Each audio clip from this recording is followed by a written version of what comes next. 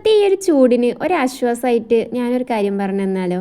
എന്നാൽ ഇന്നത്തെ റെസിപ്പി അതാണ് കേട്ടോ. അപ്പോൾ നമ്മുടെ പുതിയൊരു വീഡിയോയിലേക്ക് എല്ലാവർക്കും സ്വാഗതം. അപ്പോൾ ഇന്നത്തെ നമ്മുടെ റെസിപ്പി എന്ന് പറയുന്നത് ബ്രസീലിയൻ ലെമണൈഡ് എന്ന് പറഞ്ഞിട്ടുള്ളൊരു ഡ്രിങ്കാണ്. അപ്പോൾ അതെങ്ങനെ ഉണ്ടാക്കുക എന്നുള്ളത് ഞാനൊന്ന് കാണിച്ചു തരാം കേട്ടോ. സംഭവം കിഡുവാണ് കേട്ടോ. ഒരുപാട് വീഡിയോസായി ഞാൻ അങ്ങനെ കാണുന്നു.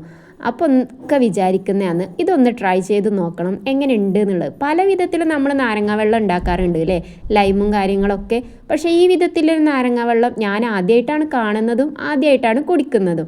ഇത് കുടിച്ചവരുണ്ടെങ്കിൽ അതിൻ്റെ ഫീഡ്ബാക്ക് അറിയിക്കുക, കുടിക്കാത്തവരുണ്ടെങ്കിൽ ട്രൈ ചെയ്തിട്ട് അതിൻ്റെ ഫീഡ്ബാക്കും അറിയിക്കാൻ മറക്കരുതേ. അപ്പോൾ ഇതാ നാരങ്ങ ഞാനിങ്ങനെ കട്ട് ചെയ്തെടുത്തിട്ടുണ്ട് കേട്ടോ. അതിൻ്റെ കുരു കളയുന്നുണ്ട് കേട്ടോ, പക്ഷേ തൊലി കളയുന്നില്ല. അതാണ് ഇതിൻ്റെ ഹൈലൈറ്റ് എന്ന് പറയുന്നത് കേട്ടോ. കുരു കളയാൻ മറന്നു പോകരുത്. അപ്പോൾ തൊലിയോട് കൂടി കട്ടാക്കിയ നാരങ്ങ ഞാനിതാ മിക്സിയുടെ ജാറിലേക്ക് ഇട്ട് കൊടുത്തിട്ട് അതിലേക്ക് ആവശ്യത്തിനുള്ള വെള്ളം കൂടെ ഒഴിച്ചു കൊടുത്തിട്ടുണ്ട് കേട്ടോ.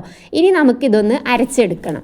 അപ്പോൾ അരച്ചെടുക്കുമ്പോൾ നിങ്ങൾ സൂക്ഷിക്കേണ്ട കാര്യം, അരച്ച് പേസ്റ്റ് ആക്കിയിട്ട് നാരങ്ങ ഏതാണെന്ന് തിരിച്ചറിയാത്ത വിധത്തിൽ ഒരിക്കലും അരച്ച് പോകരുത്. ആ നാരങ്ങ അതുപോലെ അതിൽ കിടക്കണം. എന്നാൽ ആ നാരങ്ങയുടെ ഉള്ളിൽ നിന്ന് അതിൻ്റെ നീര് ഇങ്ങ് പുറത്ത് വരും വേണം. ജസ്റ്റ് ഒന്ന് പൾസാക്കിയിട്ട് എടുക്കുക പറയില്ലേ, അങ്ങനെ എടുത്താൽ മതി കേട്ടോ. എന്നാൽ തന്നെ നാരങ്ങയുടെ തൊണ്ടിൻ്റെ ഉള്ളിൽ നിന്ന് ആ നീര് പോരും ചെയ്യും. നാരങ്ങ കിടക്കണുണ്ടല്ലേ, അത് അതുപോലെ കിടക്കണുണ്ടാവും കേട്ടോ. ജസ്റ്റ് പൾസ് ചെയ്ത് എടുത്താൽ മതി. നാരങ്ങ ഒരിക്കലും അരഞ്ഞു പോകരുത്. അരഞ്ഞിട്ടുണ്ടെങ്കിൽ കയ്പ്പ് കാരണം നിങ്ങൾ വായിൽ വെക്കൂല കേട്ടോ. അപ്പോൾ അരഞ്ഞ് പോവാതിരിക്കാൻ വേണ്ടിയിട്ട് പ്രത്യേകം ശ്രദ്ധിക്കുക. അതിൻ്റെ ഉള്ളിലത്തെ ആ നീര് പോന്നാൽ മതി.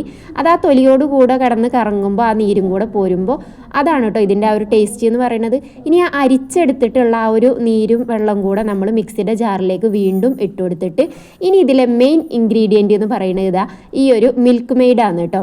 അപ്പോൾ മിൽക്ക് മെയ്ഡ് ഞാൻ ഫ്രിഡ്ജിൽ വെച്ചിട്ടുണ്ടായിരുന്നു. അത് നല്ലപോലെ ഒന്ന് തണുത്തിട്ടുണ്ടായിരുന്നു കേട്ടോ. ഇങ്ങോട്ട് പോരാൻ തീരെ ഒരു താല്പര്യമില്ലാത്ത പോലെയാണ് നിൽക്കുന്നുണ്ടായിരുന്നത്. അപ്പോൾ അതാ ഞാനൊരു 1/2 ടിന്ന് മിൽക്ക് മെയ്ഡ് ഒഴിച്ചു കൊടുത്തിട്ടുണ്ട്. നിങ്ങൾക്ക് വേണമെന്നുണ്ടെങ്കിൽ ഫുള്ള് ഒഴിച്ചു കൊടുക്കുക കേട്ടോ, നിങ്ങളുടെ ടേസ്റ്റിനനുസരിച്ചിട്ട്. മിൽക്ക് മെയ്ഡിൻ്റെ മധുരം മാത്രം അതിലൊന്നും നിൽക്കൂല എന്ന് തോന്നിയപ്പോൾ കുറച്ച് പഞ്ചസാര കൂടെ ഇട്ട് കൊടുത്തിട്ടുണ്ട്. അപ്പോഴാണ് അതൊന്ന് സെറ്റ് ആവുക കേട്ടോ.